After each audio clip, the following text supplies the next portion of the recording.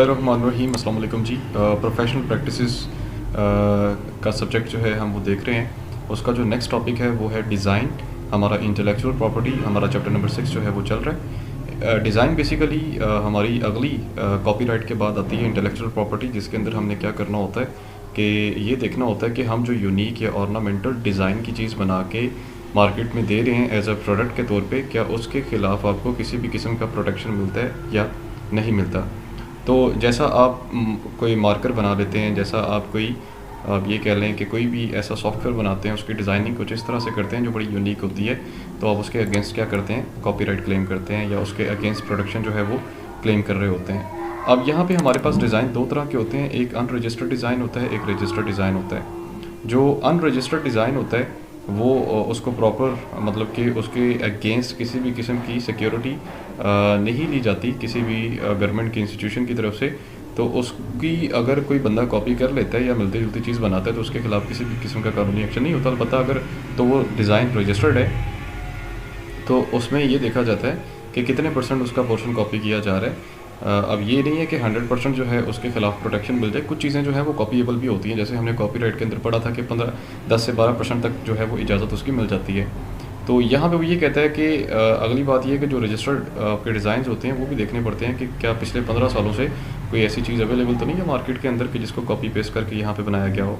जैसे अगर आपको याद हो तो आईफोन का एक चार्जर आया था, सॉरी सैमसंग का एक चार्जर आया था जिसमें उन्होंने कहा था ये वायरलेस चार्जर है, और 2009 या 2010 की बात है। तो बड़ा मार्केट में एक स्पाइक था और बड़ा वो एक ट्रेंड चला जी, उसने चार्जर निकाल दिया। लेकिन अगर हम पीछे देखें 1998 में या 99 में तो मोटोरोला ने ऑलरेडी ये टेक्नोलॉजी इंट्रोड्यूस करवा दी हुई थी।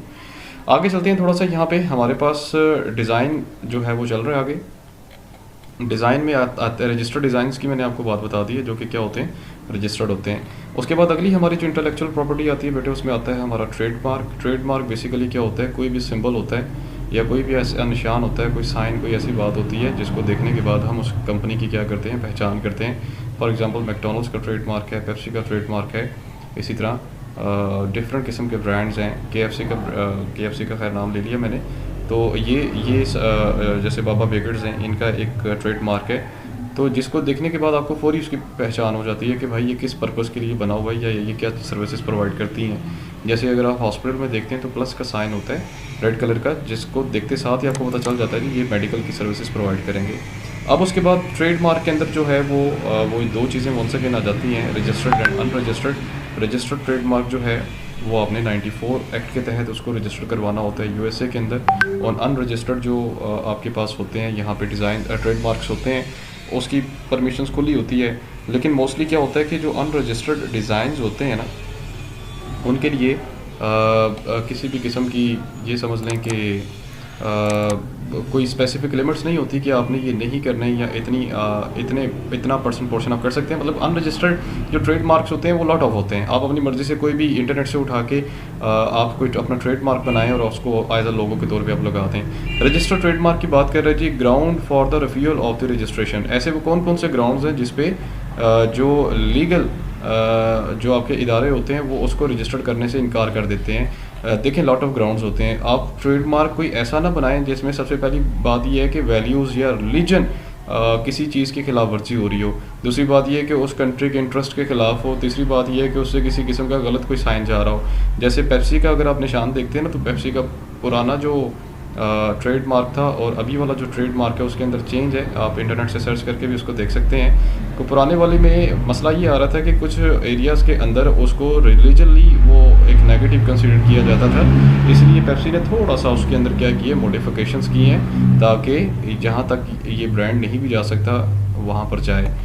उसके बाद आगे वो कहते हैं infringement of a registered trademark. Infringement आपको याद होगा कि अगर कोई बंदा रजिस्टर्ड ट्रेडमार्क की खिलाफ वर्जी करता है तो उसके खिलाफ आपको क्या प्रोटेक्शन मिलेगी। तो वंस अगेन जी उसके खिलाफ पेनल्टीज़ होती हैं। अगर आपको ये पता चल जाए कि अगर कोई बंदा आपका ट्रेडमार्क यूज़ करके कोई एडवर्टीज़मेंट कर रहा है तो आप उसके खिलाफ क्या कर सकते हैं, पेनल्टी चार्ज कर सकते हैं, रिक्वेस्ट कर सकते हैं, उसके खिलाफ केस कर सकते हैं। There are lot of things which you can do against those person और दोज कंपनीज़। ये वही इन्फ्रिंजमेंट है जो हमने पीछे इंटेलेक्चुअल प्रॉपर्टी का टॉपिक जब स्टार्ट किया था तो वहाँ पे इसको डिस्कस किया था कॉपीराइट के दौरान। अब कंपैरेटिव एडवर्टीज़मेंट की बात कर रहे हैं। कंपैरेटिव एडवर्टीज़मेंट क्या होता है कि हमने मतलब कि प्रोडक्ट की प्राइजेस देख के एडवर्टीज़मेंट करनी होती है।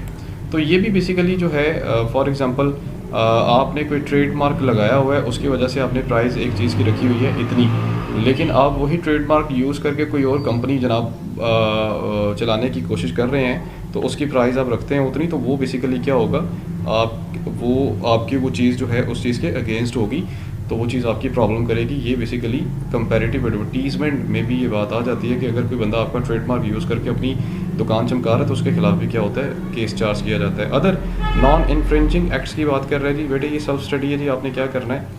इन नॉन इन्फ्रिंजिंग एक्ट्स है जी, अगर कोई बंदा जोग्राफिकल बाउंड्री से बाहर जाके काम कर रहा है, आपका ट्रेडमार्क यूज़ कर रहा है, तो फिर आप वहाँ पे कुछ नहीं कर सकते। लेकिन हाँ, अगर कंट्री के अंदर कर रहे हैं, आपकी बाउंड्री के अंदर कर रहे हैं, तो आप जनाब फिर केस चार्ज करें। जैसे चाइना के अंदर क्या होता है कि मतलब कि उन्होंने अपने चाइनीज़ मोबाइल्स होते हैं, पीछे जनाब आईफोन का लोगो लगाया होता है, या वो जो एप्पल होता है वो लगाया होता है, तो वो तो चाइना में तो वो बंद नहीं कर सकता। और अमेरिका के अंदर अगर चाइना कोई ऐसा ब्लंडर करता है तो उसको वो पूरी तौर पे काबू कर लेगा। तो ये जो है कुछ ऐसी कंडीशंस होती हैं जिसमें क्या होता है कि नॉन इन्फ्रिंजिंग एक्ट्स वहाँ पे अप्लाई होते हैं। उसके बाद प्रेडिज गर्ड्स एंड क्लाइमेट ऑफेंस की बात करें, सॉरी क्रिमिनल इफेक्ट ऑफेंस की बात कर रहे हैं जी। ठीक है, इसको आप छोड़ें, फिलहाल आप थोड़ा सा आगे हैं।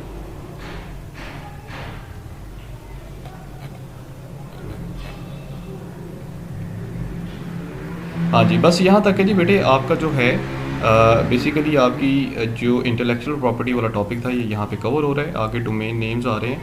डोमेन नेम्स जो है ये आपकी उस पे आ जाता है, आईटी की फील्ड में आ जाता है कि अगर आपने कोई वेबसाइट्स के नेम्स रखने हैं तो वो भी आप कोशिश करें कि उस इंटेलेक्चुअल प्रॉपर्टी को कॉपी ना करें जो ऑलरेडी मार्केट में मौजूद हैं। जैसे वंस अगेन जी, पेप्सी का नाम आप यूज़ करके अगर अपनी वेबसाइट चमकाएंगे तो वो पेप्सी वाले ऑटोमेटिकली आपके ऊपर एक क्रिमिनल चार्ज जो है वो लगा देंगे।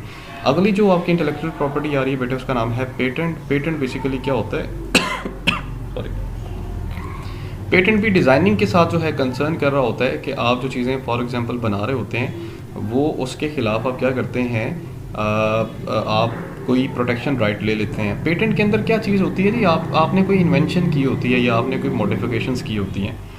ठीक है, फॉर एग्जांपल अगर मैंने टेलीफोन इन्वेंट किया है या उसके बाद फिर मोबाइल मैंने इंट्रोड्यूस करवा दी है, तो ये मेरी बेसिकली क्या है, ये इसके ख़िलाफ़ मैं क्या ले लूँगा, पेटेंट ले लूँगा। ठीक है, अब ये जो है ये पैराग्राफ आप क्लिक करें, इसमें से ये पढ़ने वाला है। अब उसके बाद अगले पेज पे व्हाट कैन बी पेटेंट, क्या क्या चीज़ जो है वो पेटेंट की जा सकती है, इंपॉर्टेंट चीज़ है यहाँ पे। वो ये कहता है जी पेटेंट एक्ट 1977 हमें ये बताता है कि कोई भी न्यू इन्वेंशन अगर आपने की है वो पेटेंट करवाएं। इन्वेंशन स्टेप्स हैं, उसके बाद capable of industrial applications, the subject matter of the invention does not fall with the excluded class. हाँ जी, कोई भी चीज़, ये चार चीज़ें हैं जी, इनके खिलाफ आप क्या ले सकते हैं, पेटेंट राइट ले सकते हैं। इन्वेंशंस मस्ट बी न्यू, अगर आपने कोई चीज़ इन्वेंट की है वो इन्वेंशंस आपकी नहीं होनी चाहिए। देखें, अगर आप डिस्प्रिन की गोली बना रहे हैं ना तो वो आपकी इन्वेंशन है, लेकिन अगर आप डिस्प्रिन का फार्मूला मिक्स करके कोई और गोली बना रहे हैं तो वो इन्वेंशन नहीं होगी आपकी, वो इनोवेशन होगी। तो उसके खिलाफ फिर आपको किसी किस्म का पेटेंट नहीं मिलेगा, बल्कि आप पकड़े जाएंगे, कहेंगे जी आपने कॉपी की है। Why who may apply for the patent, कौन सा वो बंदा जो है वो पेटेंट के लिए अप्लाई कर सकता है। हर वो बंदा जो इन्वेंटरशिप होता है, जो नई चीज़ें इंट्रोड्यूस करवा रहा होता है, वो अप्लाई कर सकता है। उसके बाद वो ये कहते हैं एम्प्लॉय इन्वेंटर्स की बात कर रहा है कि वो वाले लोग जो ऑर्गेनाइजेशंस के अंदर रह के काम कर रहे होते हैं किसी लोगों के लिए, तो वो बेसिकली क्या कर सकते हैं कि उस दौरान अगर कोई भी ऐसी चीज़ या ऐसा वे या ऐसा मेथड इंट्रोड्यूस करवाते हैं कोई काम करने का, तो उसको भी पेटेंट करवाया जा सकता है। जैसे कुछ लोग जो हैं, जैसे आप देखें ये जो बर्गर्स वाले हैं, डॉक्टर सोसी वाले, अब अगर ये किसी को फ्रेंचाइज देते हैं ना तो वो फार्मूला नहीं देते उसको, वो जनाब क्या करते हैं, मटेरियल प्रोवाइड कर देते हैं, कहते हैं भाई फार्मूला हम आपको नहीं दे सकते। क्यों? क्योंकि उनके स्टाफ ने मेहनत की हुई है उसके ऊपर। उसके बाद प्रोफेशनल एडवाइसेस की बात कर रहे हैं जी, आप पेटेंट लेते हुए आपको एडवाइस क्या दे रहा है यहाँ पे डेविड फोर्ड या फ्रैंक बोर्ड, वो कहता है कि आप जो है अगर आप अपना जो पेटेंट है वो रजिस्टर्ड करवाने जा रहे हैं तो उसका पहले एक रफ ड्राफ्ट जो है वो आप बनाएं, स्पेसिमन आप बनाएं उसका, फिर उसको आगे पेटेंट ऑफिस में भिजवाएं ताकि उसको ठीक तरीके से क्या किया जा सके, उसके खिलाफ पेटेंट राइट लिया जा सके। उसके बाद ले जी प्रोफेशनल एडवाइस में ये बात आ गई। फिर उसके बाद अगली बात आती है जिसमें पेटेंट एप्लीकेशन है। आपको अपना पेटेंट रजिस्टर्ड करवाने के लिए पहले एप्लीकेशन ली जाती है, फिर बाकायदा तौर पे उसको फिल करना पड़ता है। फिल करने के बाद फिर क्या होता है, आपको देखा ये जाता है कि अगर वाकई आपकी इन्वेंशन न्यू है तो फिर उस एप्लीकेशन के अगेंस्ट फ़ीस पे करने के बाद आपको जनाब एक सर्टिफिकेट दे दिया जाता है जी, आपको उसके ख़िलाफ़ एक प्रोटेक्शन मिल गई है कानूनी तौर पे, क्योंकि आपकी इन्वेंशन बिल्कुल न्यू है। So that was the topic जी। ये हमारा यहाँ पे आके जो इंटेलेक्चुअल प्रॉपर्टी वाला चैप्टर है वो कंप्लीट हो रहा है 3 वीडियोस के अंदर। इसमें से बेटा एक सवाल मस्ट आता होता है। दूसरी इंपॉर्टेंट बात यह है कि अगर आपने इंटरप्रेन्योरशिप का सब्जेक्ट पढ़ा हुआ है तो आप उसमें से भी इस सवाल को ले सकते हैं। उसके अंदर ये तीनों चीज़ें जो हैं बताई हुई हैं, क्योंकि यहाँ पे मटेरियल थोड़ा सा ये समझ लें कि इररिलेवेंट मटेरियल भी ऐड है इस बुक के अंदर। लेकिन अगर आप दूसरी बुक पढ़ते हैं जो इंटरप्रेन्योरशिप वाली है, या आप स्लाइड से भी इसको ले लेते हैं, वहाँ से भी ये टॉपिक आपका इजीली कवर हो जाएगा। So thank you so much for watching जी। Don't forget to like the video, और अगर चैनल सब्सक्राइब नहीं किया तो वो ज़रूर करें। दुआओं में याद रखें, अपना बहुत सारा ख्याल रखें जी। अल्लाह हाफिज़।